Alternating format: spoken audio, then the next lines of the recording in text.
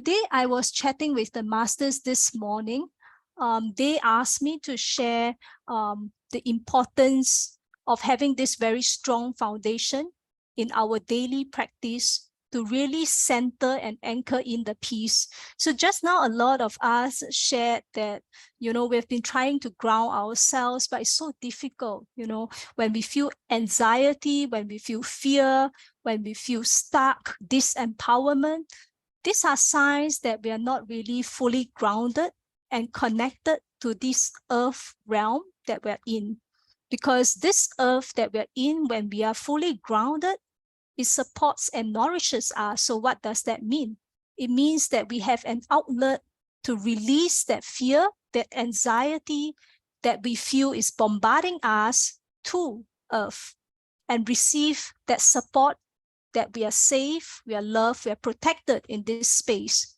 So having this daily practice, I would say, for me, for the past 3 years, is essential to anchoring in that deep peace within me most of the time. I say most, not all, because in reality, it is not as if I'm not going to feel unpeaceful or angry, okay, or sad or heartbroken. Okay, these emotions is what makes us human. This is the full spectrum of emotions that us as humans get to experience. So cherish that, enjoy that, feel that, own all these parts of us. But at the same time, when it lingers within us for an extended period of time, that's when it causes us a lot of stress, because our peace is then shaken. So anchoring into this inner peace requires us to have a very strong daily practice and a commitment to this practice. This practice will then help us to foster good habits through daily repetition. So today I will throw in a few ideas, a few techniques, okay? Not to stress all of you out, but to just share some thoughts for consideration. All you need to do is to take 1 or 2 key points that you feel resonate with you and will make a difference to your life, and take it on from there. That will just make this whole thing work for you. All right. So we need different things at different points in time. So I understand that. So then what does a daily practice require? So that daily practice is like a backbone or a framework in your life that will carry you through in life's obstacles. So the key thing, the first and most important one for me, is my meditation practice. I started off not knowing meditation, not really understanding what meditation is all about, not knowing what's the difference that meditation can make in my life, just sitting there, doing nothing, wasting time, that kind of feeling that comes when I first heard about meditation. But gradually, I started meditation because I wanted to heal a broken heart, and also because my body was terribly inflamed. So there was a lot of pain. It was so painful, I didn't know what else to do, and I didn't know what else to heal. So I felt stuck. And then I started my meditation practice.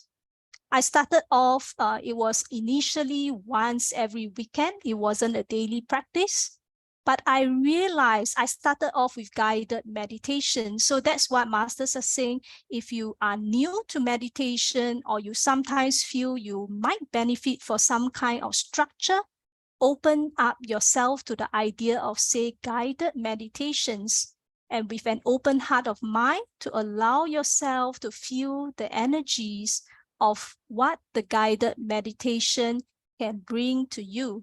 All right, so I started off once every weekend, and I realized how much difference it made. It was a visualization guided recording that I purchased online, and I felt like before the meditation, I also the issues of heartbreak came up again, the pain come up again.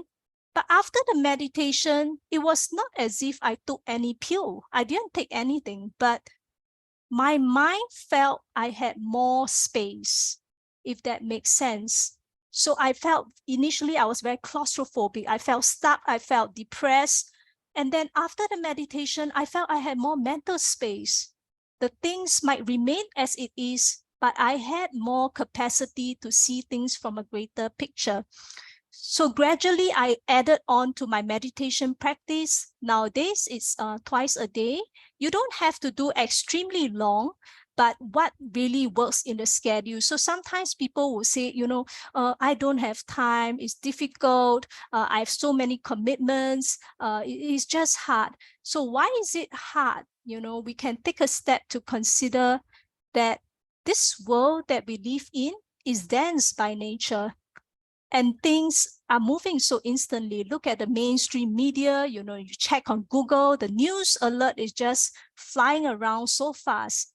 Everything requires our immediate and instant attention. But when it comes to meditation, it's like anchoring in higher vibrations, higher energies. That is something that is not really inherent in this earth that we are in.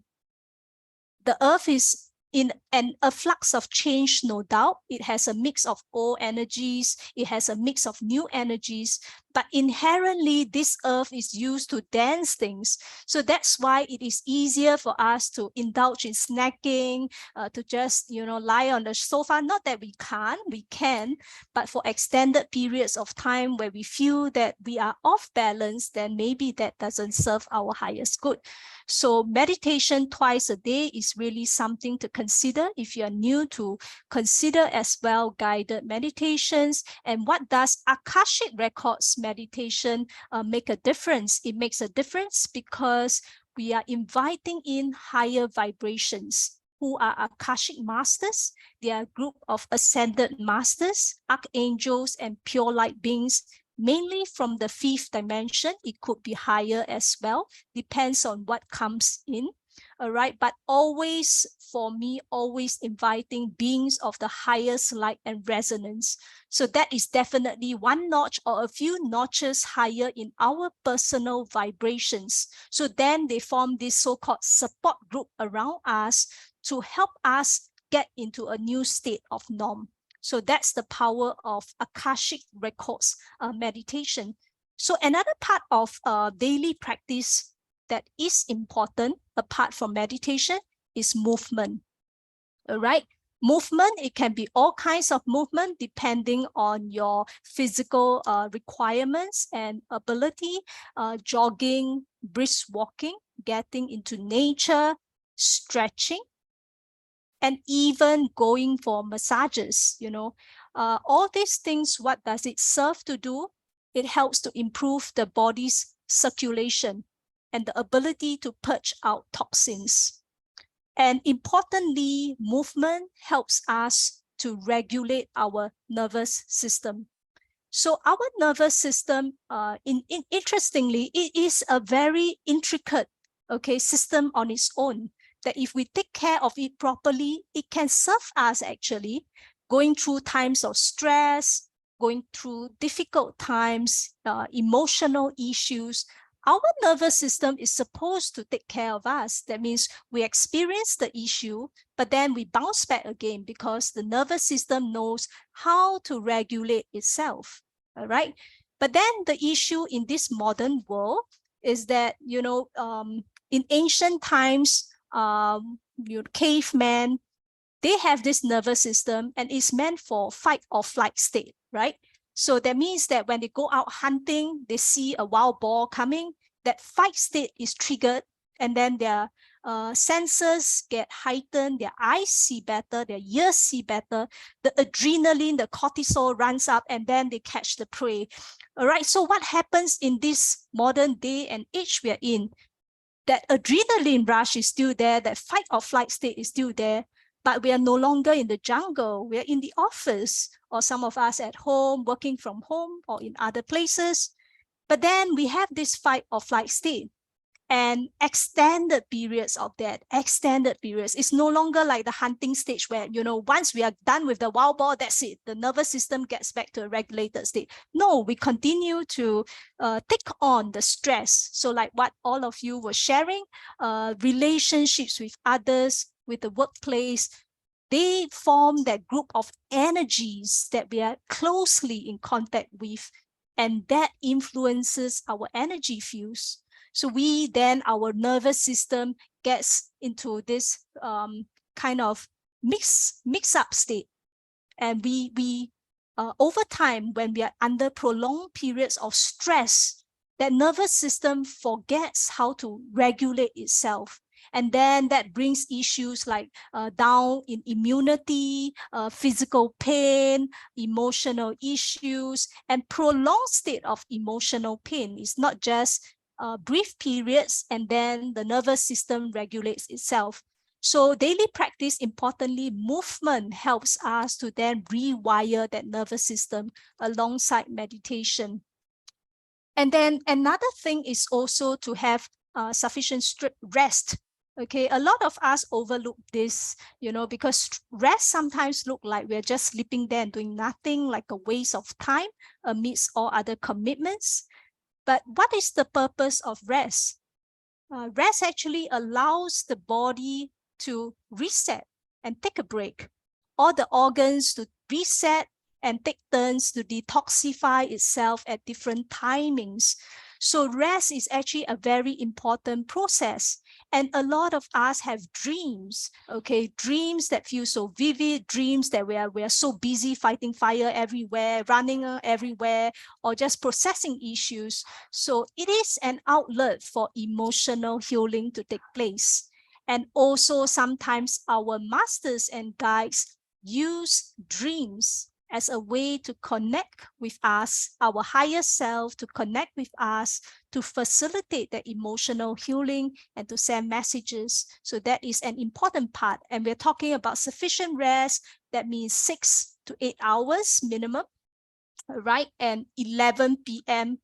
cutoff time for bedtime if you want your organs to detoxify itself. All right. And another thing, all right, that I've gotten from them, they were saying that reflections or journaling. So this is something I kind of overlooked when I initially thought of what to share. So they were sharing, they reminded me of this journal and books of journals that I've kept all these years. And it makes a whole lot of a difference. What is the purpose of journaling? Is to bring us to that neutral observer within us. It is sometimes so easily overlooked because it is like a relationship with ourselves. And nobody really knows what goes on in our journal. Only we do, only we are accountable for the contents inside. What do we exactly write to ourselves, right? So journaling, when I first started, the masters guided me with simple things like, how are you feeling today? Just write that down. My reflections, how am I feeling today? And then that brings me to that neutral observer as I have a flashback of the day's events. All right, today actually I felt stressed in the morning because I felt harassed by a group of people chasing deadlines. But after that, then I thought of the worst case scenario that this thing is going to, explode into something that I need to burn midnight oil for. And of course, my adrenaline ran up. And then my ocular migraine came up, things like that. So I started reflecting on that thought process that led from one event to another event and all the worst case scenarios that led to everything. And then, later on, miraculously, after praying, things didn't turn out as bad as I imagined, so all my worst case scenarios were not really true. We ended up having this 2 weeks extension in deadline, so all was good. Or sometimes I just reflected and felt, how grateful that I was for that day. So masters were reminding me another thing for daily practice is the power of gratitude. Gratitude, sometimes we might think like, oh, it's like lying to ourselves. My day sucks. How am I going to say what am I grateful for? I can't think of anything. Yeah, that is the initial hurdle. As I shared, this world is dense by nature. It's easy to think of the worst things. Even when we switch on Google, nothing is good. No news is good, right? But it is harder to tune in to things that are of the higher vibration and often things that go unnoticed. So as I carry on, what am I grateful for today? Sometimes they encourage me, list down just 10 things what you're grateful for. And as I start thinking, the more things come in, and I realize, oh, wow, there's just so much to be grateful for. I'm grateful that I had time for lunch. I had this amazing conversation with a work colleague. And I'm so grateful for the assistance by the work colleague, because she could have been selfish and just fended for her self-interest, but instead she came over and asked me, do I need some help?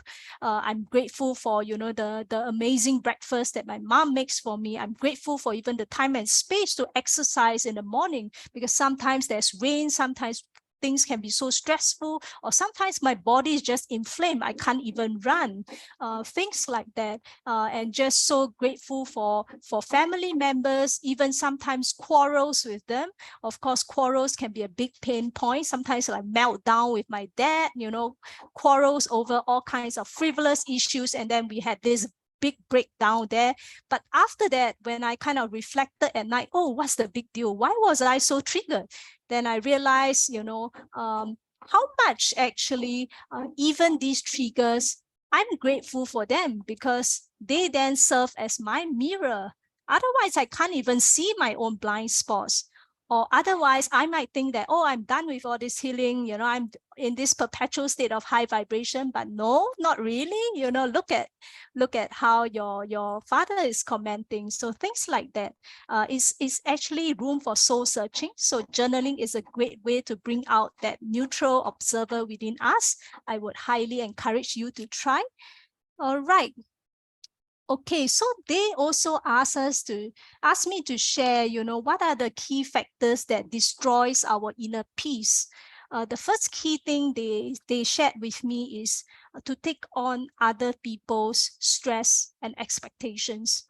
That's what a lot of us, including myself, do all the time, consciously or subconsciously. Why? Because we, as a human, we have our energy bodies. As we move about in this world, as we interact with others, our energy bodies, we kind of interact with their energy fields as well. We also, as if we are sensitive to energies, and even if we are not sensitive, we just take on a lot of things from people that we come into close contact with.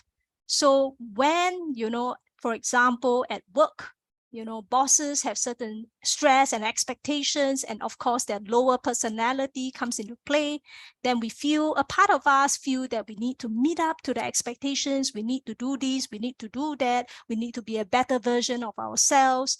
As caregivers at home, we feel that we need to take on so much more for the people we love, people we care for. And all these things take a toll on our energy bodies. Why?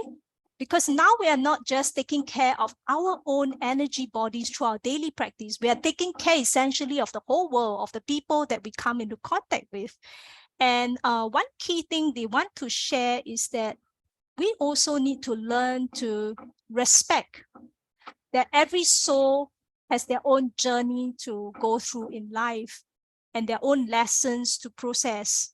So that is so important when, of course, when we are in the heightened state of, putting ourselves out there, it is difficult to see. But when we have our daily practice, when we are able to bring ourselves to that neutral observer space, step back and look at things, that's when we have more capacity, mental capacity, to really see how are their lessons unfolding for each of them at the soul level. Should I be interfering with the lessons? Should I be taking on their lessons on their behalf? Or what should I be doing? Or maybe what should I not be doing in this case to help them? Or right? So sometimes it might mean saying no. Okay. It might mean just making ourselves kind of being disliked by them. But in that whole process, that's actually more aligned to the person's highest good, if that makes sense, right? And they share that when we have the tendency to take on other people's stress and expectations, Journaling is also helpful to examine our self-limiting beliefs, the part of us that feels that we need to be there for others, we need to take on everything for them, that they're incapable of doing it themselves. The part of us maybe at work, we want to take on everything and outshine everyone. Maybe there's some issues with the way we examine ourselves, our relationship with ourselves, our level of self-worthiness. How much do we love ourselves in all these scenarios? Where do we prioritize? Do we even prioritize ourselves, and how so? Is it always about others? What about ourselves? What are we doing for ourselves to keep ourselves in the healthy, balanced state? Because the masters are saying that sometimes helping others doesn't necessarily mean involving ourselves with them 24/7. It might mean taking a break from things, getting ourselves establishing that daily practice, getting ourselves that strong foundation, that strong energy body, and then having that mental clarity to do less, but in the right way. So hopefully that sets some thinking. There is also another key factor that destroys our inner peace they were sharing is complaining. Complaining. Sometimes it's habitual. We notice in the workplace, what do we talk about? We complain, we gossip about others. That's how it connects us to others, but have we forgotten how to make meaningful conversations with others apart from gossips, apart from complaints? That boss is always like that, that colleague, he or she is always like that. What else can we talk about other than gossips or complaints? It is not that we can't say, okay, there's a difference between suppressing everything, but being in that state of complaining perpetually, almost habitually. Why is that destructive to our inner peace? That act of complaining just lowers our vibration because it fills our mind and our perspectives with just all the defects and all the issues of that person. That in itself, while true, may not always show the full picture of the whole situation. It's almost as if we are just zooming in on the person's bad qualities and amplifying that and making ourselves feel like the victim, if that makes sense. Okay. And that also brings us to that state of disempowerment, where, when we are in an empowered state, that means we make conscious choices, how I'm going to think, how I'm going to speak, how I'm going to feel. I'm not going to let others destroy my peace. I'm not going to let others lower my personal vibration. I'm just going to be who I am. And I trust that people will like me for who I am. I don't have to extend myself to the way of gossiping, to lower my vibrations, to match them, or to do anything to kind of put myself in that perpetual state of wanting to complain, of feeling stuck and disempowered. I can do so much more for myself in an empowered state. Basically, in an empowered state, I learn to control my mind, my speech, and my heart. And there is also another thing that really destroys our peace that sometimes go unnoticed, or the gossip news in the mainstream media, in social media. Okay, these are things that are really tricky because these are modes that are used to control our mind that often go unnoticed, right? So it isn't shared by all of you just now, but it is something that all of us indulge in. Sometimes when we are tired, we switch on Facebook, we just scroll, we switch on Google and we scroll through all the news, so-called news, we scroll YouTube and we see what's up. So those are things that are controlled by algorithms to kind of focus on things that create news, okay? And things that create news are usually impactful and somewhat negative. not always good for our mind. You know, for example, if you switch on Google or you open your website, you know, sometimes it's easy to see things like suicide, child abuse, murder, all these things, you know, as if the whole world is just bombarded with all these things. And these are things that add on to the consciousness. You can see our mind like a limited storage space. If every day, you know, our daily habits basically influence how our mind is going to be. So if our daily habits involve, you know, just checking out social media whenever we are tired, and based on the algorithms that try to control our mind and try to create maximum impact, these are just the things that we are looking at all the time. Can you imagine that kind of controls and frames our mind to think in a certain way? That's subconscious. So that's something to take note. All right. So I'm just basically done with my sharing. Some key takeaways here is that, as I shared, there's a lot of things being thrown out, some ideas being thrown out. You don't have to absorb everything. Just take 1 or 2 key ideas that resonate with you that you can implement. That's good enough for you for this session. All right. And the second thing about a daily practice is fostering good habits through commitment, through daily repetition. That is something difficult, but I highly encourage. And when we are doing that, celebrate the little wins that you may have. Notice the subtle positive changes in yourself. For example, you're doing meditation practice, maybe guided meditations in the Akashic records for 7 days.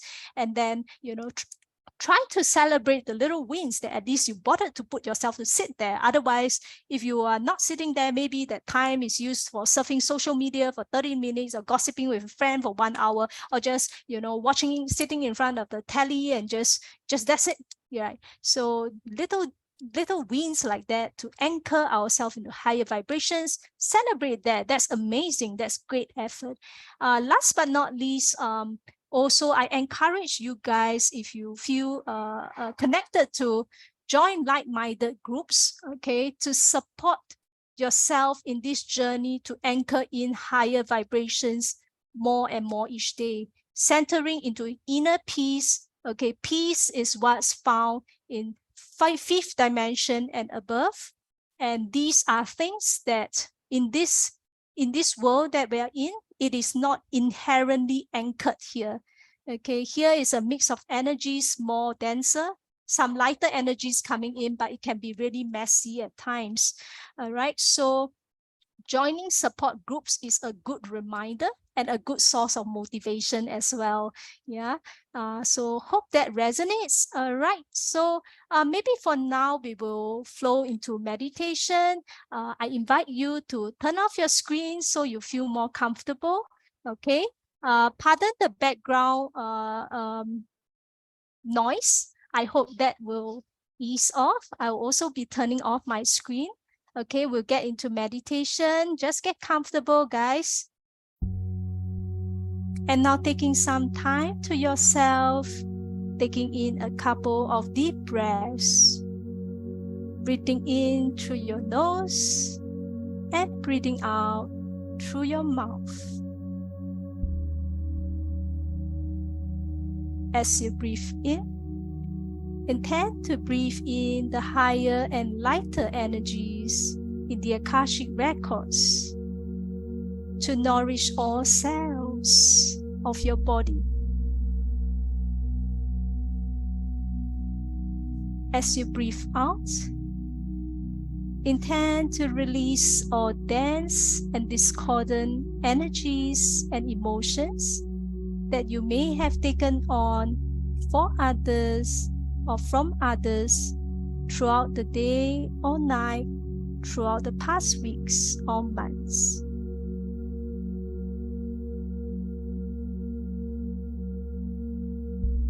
Breathing in and out.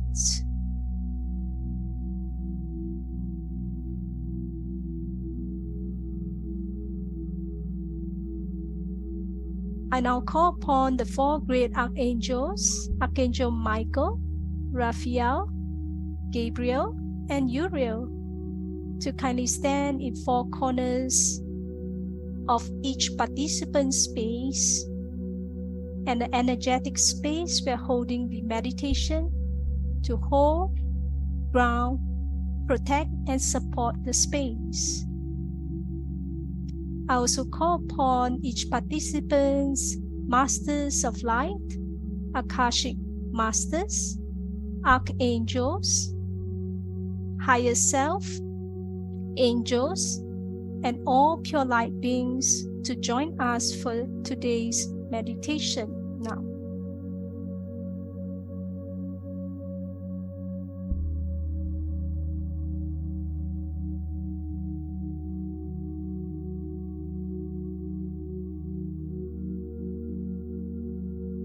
And I also call upon Lord Shiva, the holder of divine fire, to join us, as well as the 21 emanations of Tara to kindly join us.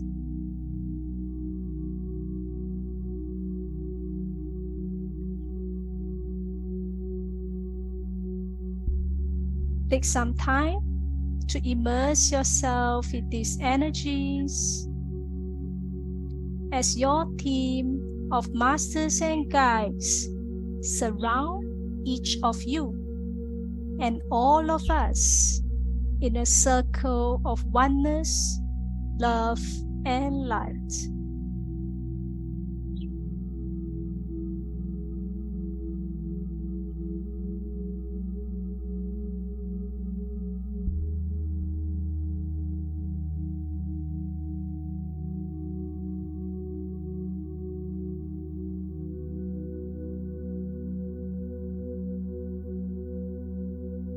And we call in the energy of peace and stillness in the Akashic records to flow into your energy bodies, flowing into your heart space now.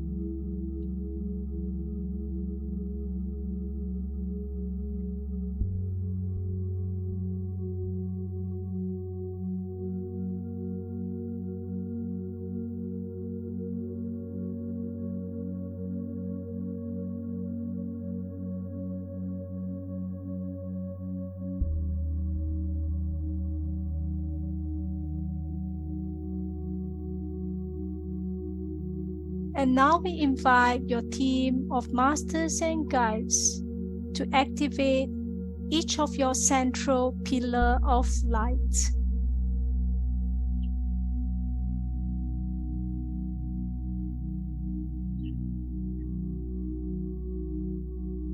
And the rays of the central sun gently descend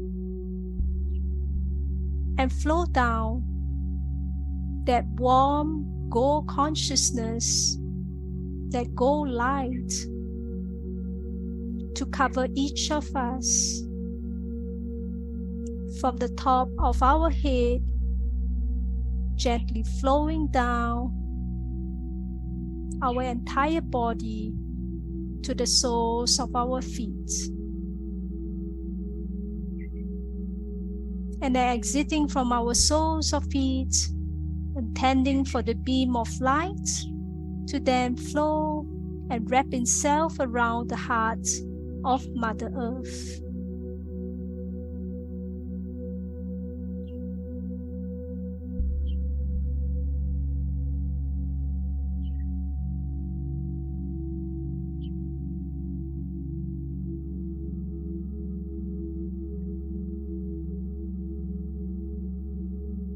And at the same time, we invite the energies of Mother Earth, the white grid and lights of Mother Earth, to flow up, to contact with our soles of our feet. And as it reaches the soles of our feet, it expands into like a lotus flower, opening up and gently, safely covering us each in white light.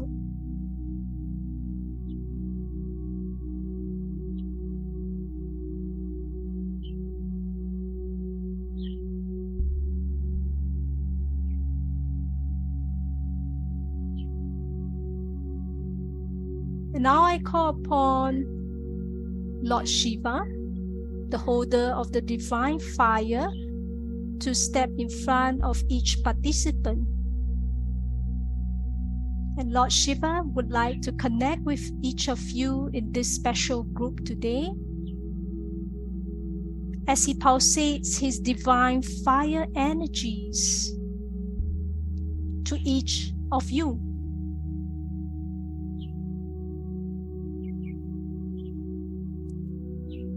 As the divine fire flows from the top of your head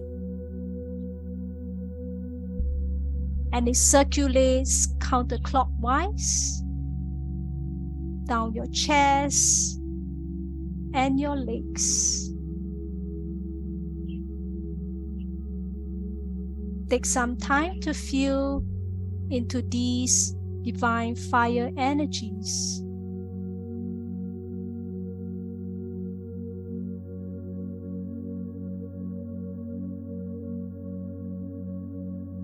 And as it continues to send the energies, the divine fire within all cells of our being start to spread and come alive.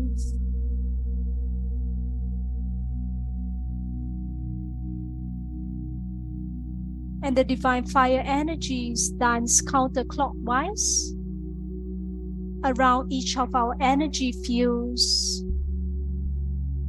meticulously burning away all fear or all programming, negative beliefs taken on from others, from society, from mainstream media that are not aligned to our highest good.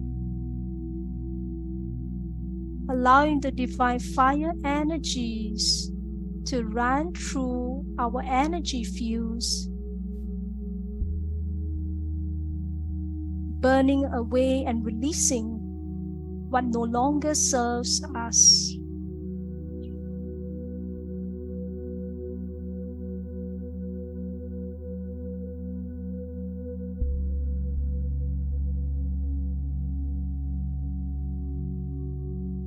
And the counterclockwise motion continues, sweeping away and burning through falsehoods, deception, lies that were projected by others to us, that were taken on, guiding and allowing us to see the highest truth over time, guiding us to release what no longer serves us, what is not part of us, our higher soul.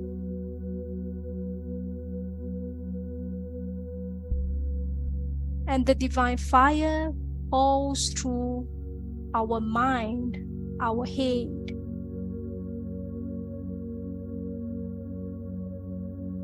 burning through things that we have taken on from the media that don't serve us, not aligned to our highest and greatest good.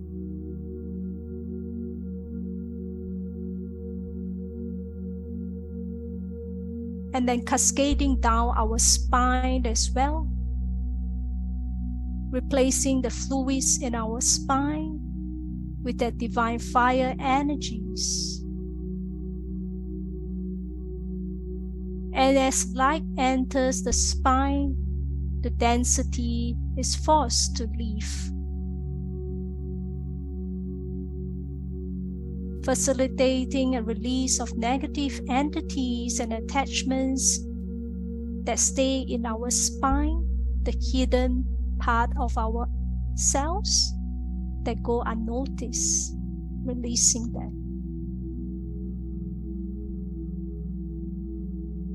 And the divine fire energies flow rapidly into our solar plexus region or our abdominal region, helping us to transmute all fears or issues with worthiness, self-esteem, or issues of insecurity, over ourselves, our place in this world.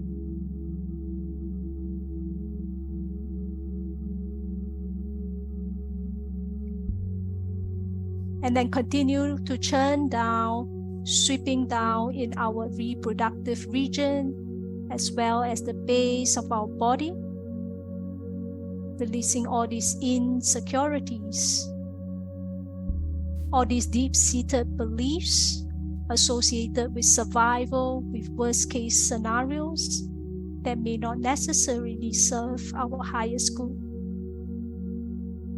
or fears of poverty,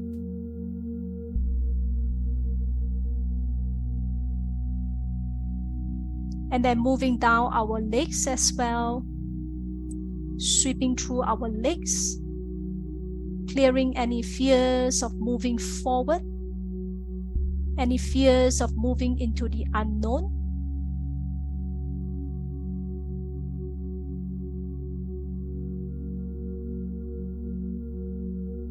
Any fears of aligning to our true self, our higher soul.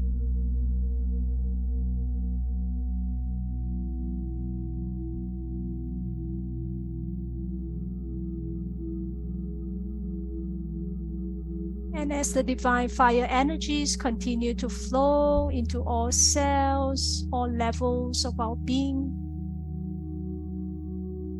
allow these empowering and activating energies to flow as needed.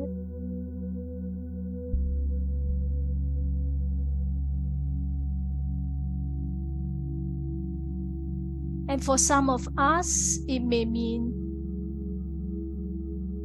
activating more confidence, more courage to stand up for ourselves, protect ourselves, assert our boundaries, learning to say no.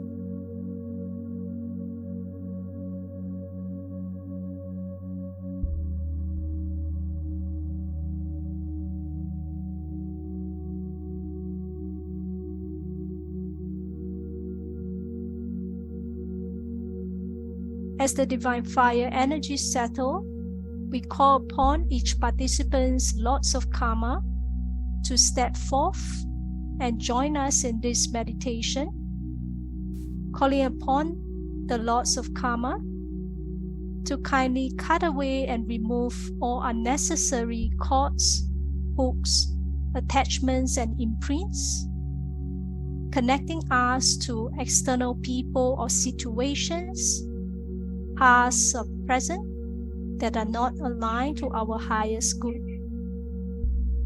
freeing up more space within us.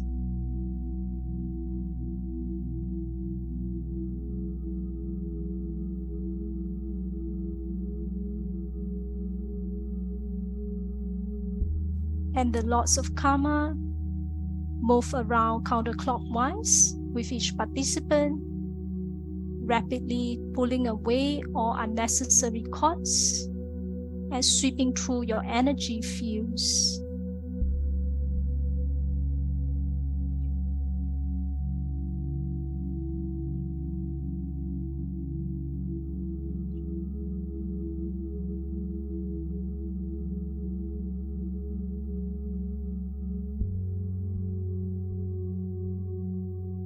And next we call upon Saint Germain, the holder of the violet flame, and the ultraviolet angels to kindly surround each participant, and inviting Saint Germain to send your violet flame to sweep through each participant's energy fields and chakras 7 times from top to bottom, giving a deeper layer of transmutation of dense and discordant energies and frequencies,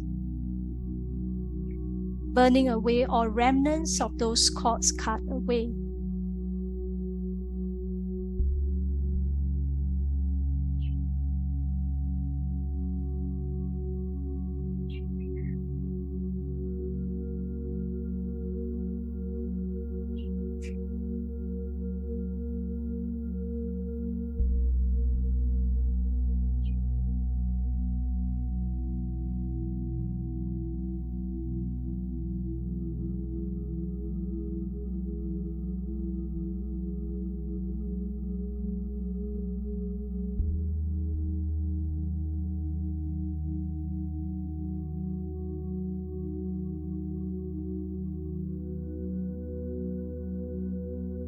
And now that a lot of density has been removed from each participant, we now call upon the 21 emanations of Tara to kindly surround each participant, and calling upon and invite White Tara to stand in front of each participant. The Tara's energies are associated with the divine goddess or feminine energies. White Tara in particular connects us to divine peace. And we invite White Tara to connect with each participant, allowing each of us to feel your energies of divine peace as she radiates from her heart center to yours.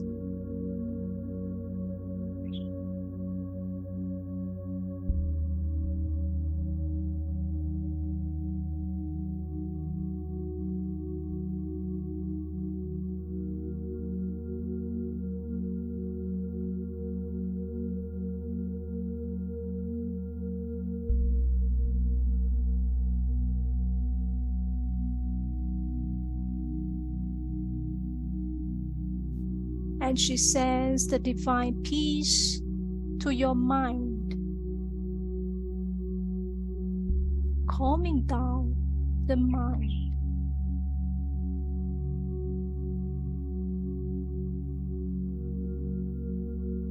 And the energies flow down your nervous system, your spinal column,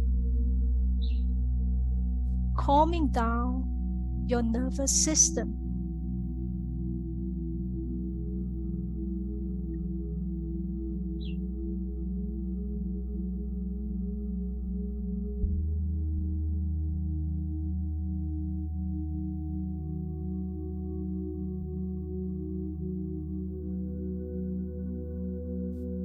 And the divine peace is sent to our throats, guiding us to speak loving words mindfully to the highest and greatest good of ourselves and people around us.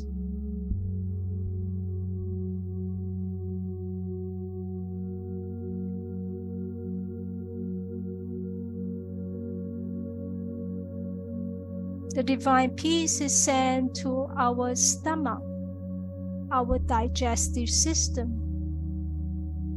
which stores a lot of pent-up stress, worries, fears, and anxiety, calming down our digestive system.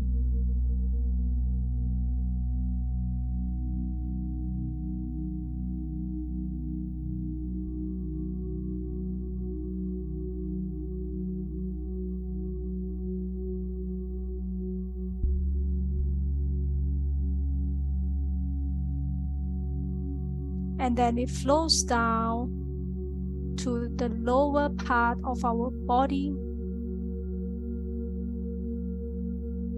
calming down the body.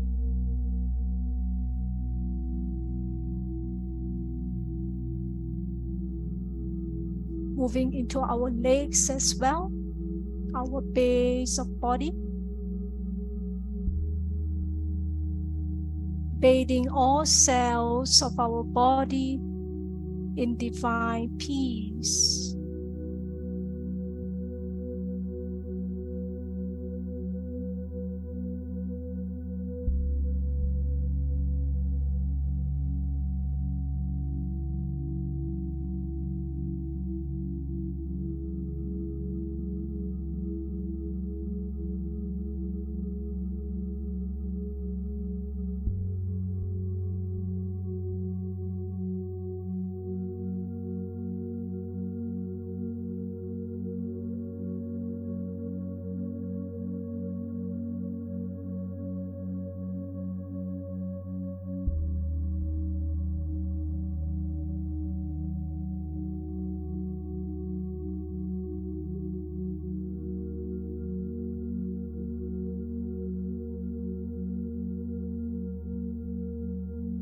And at this point, you may gently check in with yourself, how you feel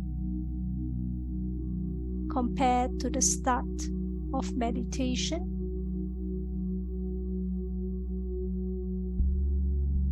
How your heart feels, how your mind feels.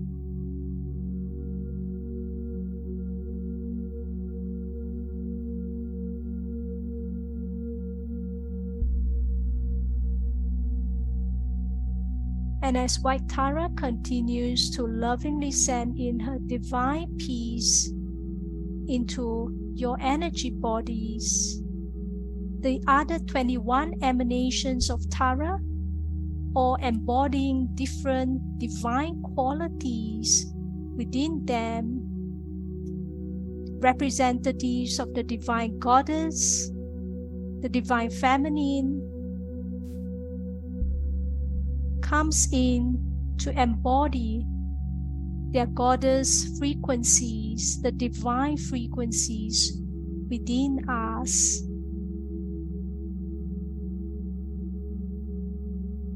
Merging with us.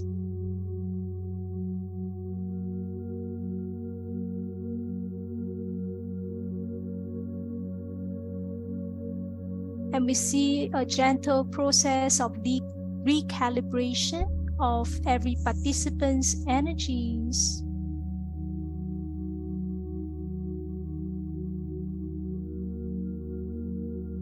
And for some, they may activate certain energies within that is needed and aligned to your highest good.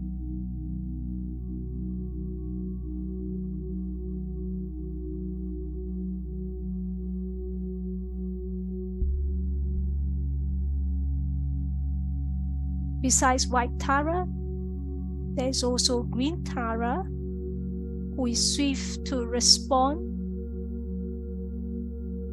to requests for assistance. There's Red Tara, who comes in to those suffering from betrayal, injustice, disempowerment, giving the courage, the warmth, the love to heal and emerge stronger. And there are all other emanations of Tara as they work their magic with each participant, giving you what you need.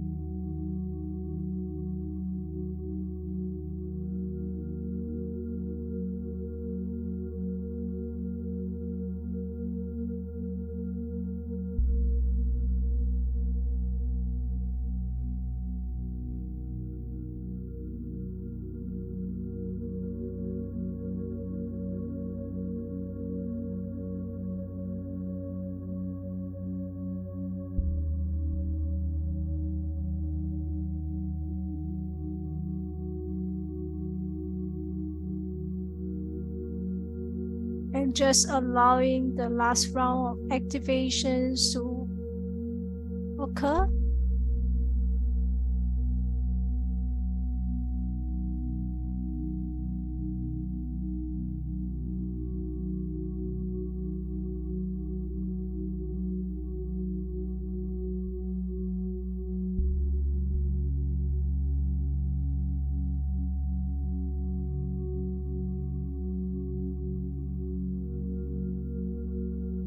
And now your team of masters and guides convene around each of you, showering blessings to you, blessing your path to unfold with most divine ease and grace.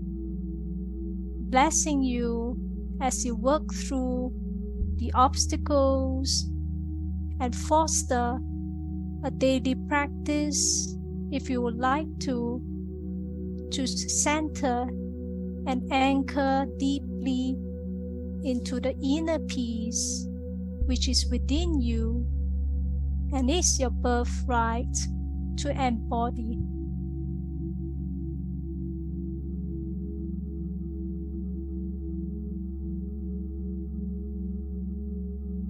And immerse each of us in these higher vibrations. Know that you are supported and loved and protected by your unseen friends.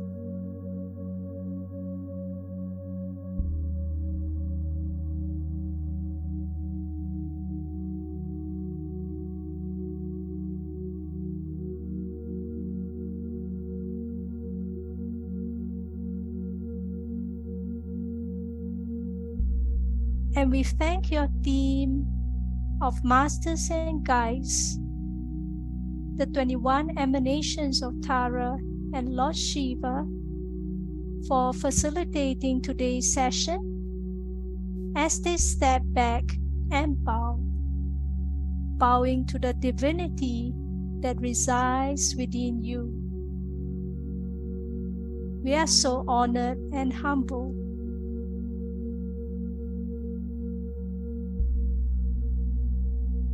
Now visualize roots growing down from your soles of feet or base of body, releasing all excess energies that you don't need,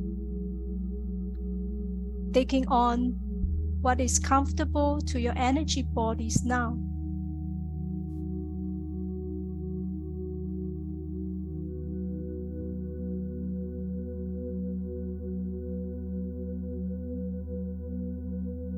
And gently inviting your energies and consciousness back into the space that you started this meditation, visualizing the four corners of the space and how it looks like.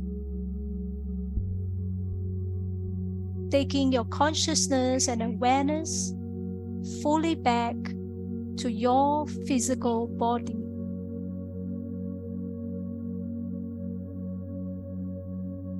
Feeling all parts of your body, the soles of your feet, your legs, your base, your back, your shoulders, your hands and head.